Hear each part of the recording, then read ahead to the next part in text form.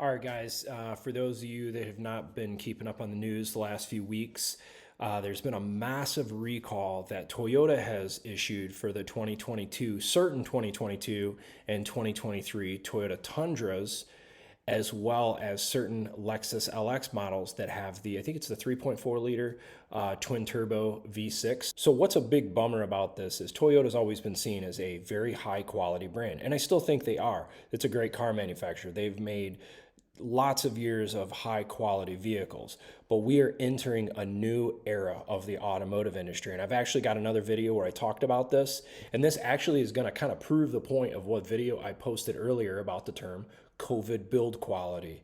And post COVID quality, everybody's struggling. It's not just Ford, it's not just Ram, it's not just Chrysler or Tesla.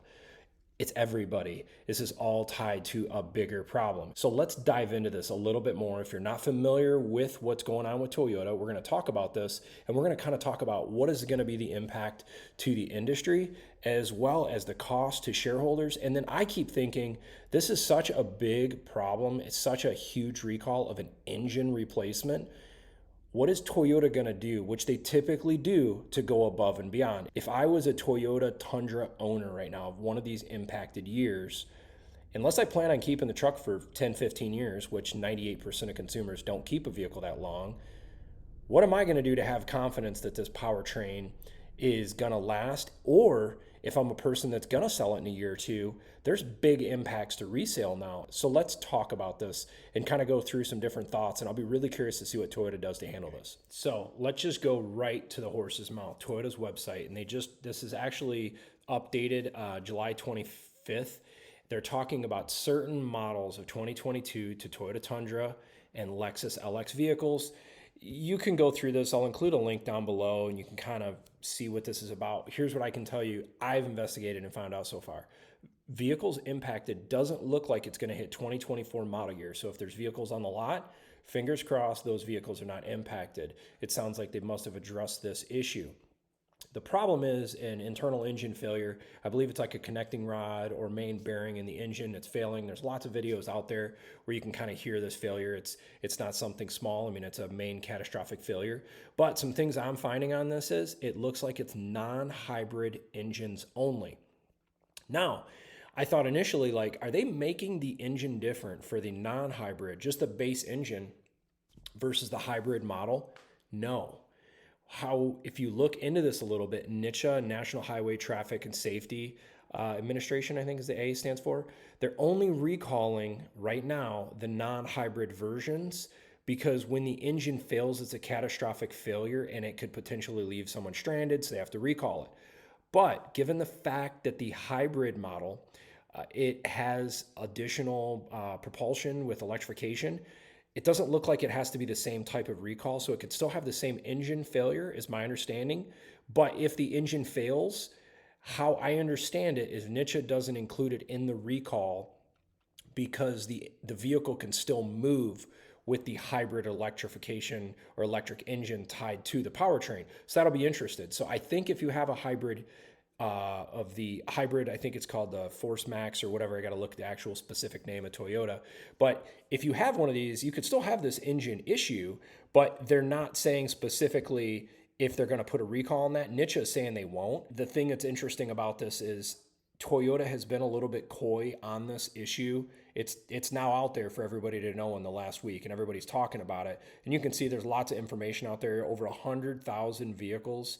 It talks about if the engine fails on the hybrid vehicle, the vehicle continues to have some motive power for limited edition, and the driver receives continuous audio. So because of that, it doesn't sound like they're going to include the hybrids in this recall, but they could still have a problem. Now, Toyota is making it right. This is what a lot of people are saying. They're going to replace the engines free of charge. I would expect that for vehicles under warranty. That's kind of common. But for the vehicles that are outside of warranty, it sounds like they are covering it. And this is a huge cost. They're saying 13 to 20 hours to replace this thing. That's a monster. Think about a dealership charging $100 an hour labor. And then I've been trying to just figure out, what is this going to cost financially to Toyota? So I did some quick math. I found a few articles saying this is going to cost Toyota between $300 and $500 million. Initially, I thought, wow, that's a lot of money. I don't think that's the full story, and here's why I say this. If you just take the middle of that, $400 million divided by 100,000 vehicles recalled, that's about $4,000 a vehicle in cost. The math doesn't make sense. You know, you've got 13 hours at $100 an hour. There's $1,300 just in labor. And from what I've been reading, these long block engines, if they replace turbos and all the oil lines and everything, you could easily have $20,000 just in hardware replaced. But that brings me to the next point. Are they actually going to do full long block replacements? Because if I was a Toyota owner with one of these trucks, I would want every single component that touches oil in this engine replaced. So we're talking turbos, oil coolers, oil lines, oil pumps, not just the physical engine. I want the turbos replaced, because if any degradation of the bearings and the connecting rods are failing and breaking down, it's sending the oil through the entire engine. So that'll be interesting to see what they replace of this. Now, the other thing is, okay, so let's just say it's not a big deal. Maybe you're just okay with this whole thing. Well, for me, I would be thinking downstream of resale. We're already seeing impacts due to resale. So let's say you've got one of these vehicles. There's a lot of dealers that don't want these used Toyota Tundras, because if you think about all the supply chain shortages in the world, how long is it going to take for Toyota not only build engines for their current production 2024 demand, but now they've got to build inventory to replace the old engines? I got to believe this recall could take years minimum to try to replace all these engines. So now you've got one of these trucks, and maybe your truck has no problem, but you're under the recall guys into getting replaced.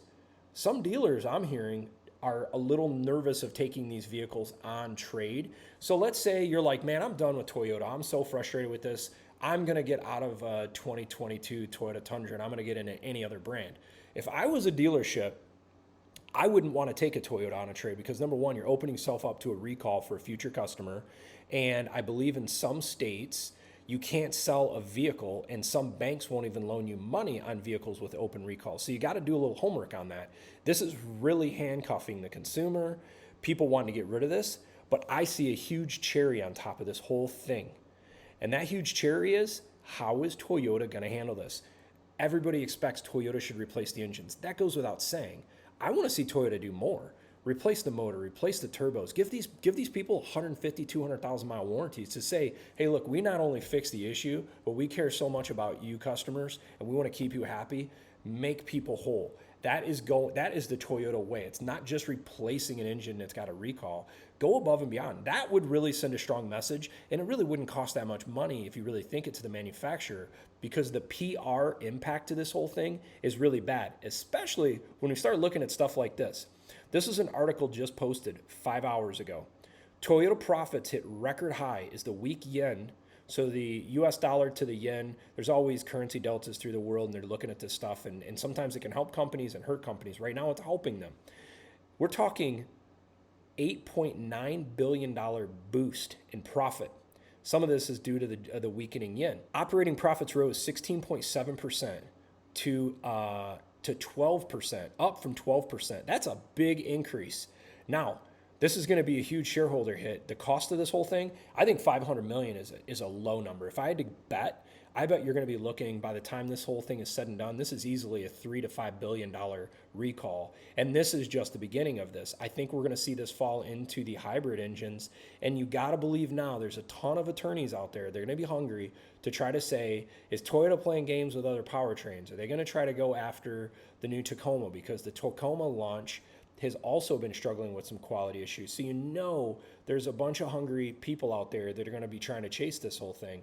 But this article kind of talks about this. There's a series There's a series of vehicle certification misconduct cases as the world's biggest automotive, ranging from data rigging to using test standards not approved by the Japanese government, were uncovered in recent months, including a small car unit, Datsu. And so this is an interesting article. If you're interested in kind of diving into this more, I'll include a link down below. But the optics don't look good for the end use customer. But if you're a shareholder from Toyota, the good news is they probably got a lot of cash sitting aside that they can manage this without the company, being financially in ruins. There's a lot of automotive OEMs right now that I don't think could financially handle this without some sort of financial massive penalties. So this brings me to my last point in this video. Toyota has been a legendary company of bringing high quality global cars to the market for a long time.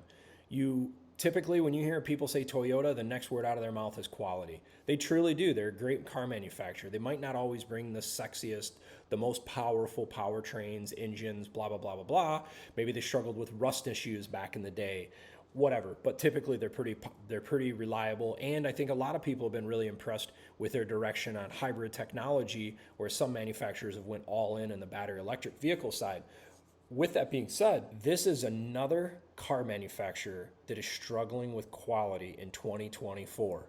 We've been watching Ford struggle the last 2 years. Jim Farley's came out and talked about it in several different things. Jim Farley and Ford, they know about this problem. They know this is an issue, that this has been plaguing them. They know this has been an issue and this has been plaguing them for some time, and they're wanting to work on this, and they are. You look at how many recalls they've had. It's sad, but it's not just Ford. We look at Stellantis, they're struggling with this stuff as well. Everybody's struggling with this. Software issues, camera issues, quality issues of paint. We're seeing this across the board from the manufacturers.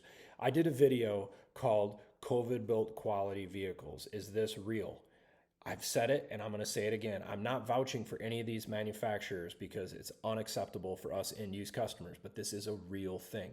We are seeing the fallout of inflationary impacts impacting the quality of build vehicles. And now we're seeing a big company like Toyota struggling with the same thing. You could say, well, it's just the timing of a launch of the new Tundra.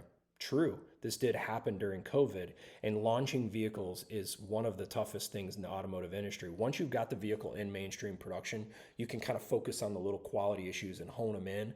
But when you're launching a whole new vehicle with a whole new powertrain, you got 3,000 different problems going on, and you've got to figure out and address each of them. It's very tough. And then you add in COVID, supply chain crisis, inflationary impacts, cost of goods gone up. It's a recipe for disaster, and you can see what this is going on.